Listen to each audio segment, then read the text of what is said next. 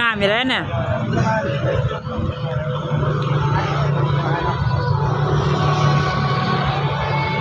สวยงา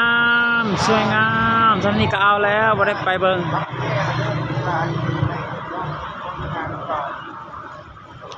เห็นแต่ยอดมัน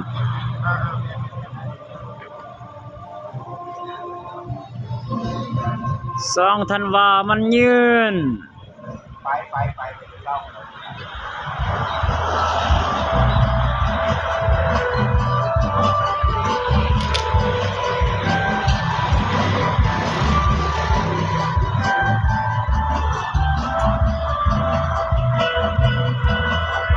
ว่ามันยืนเด้อผมมาพอ10 ปีโอ้สวย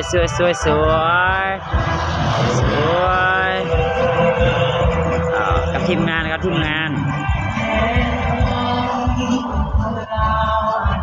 งา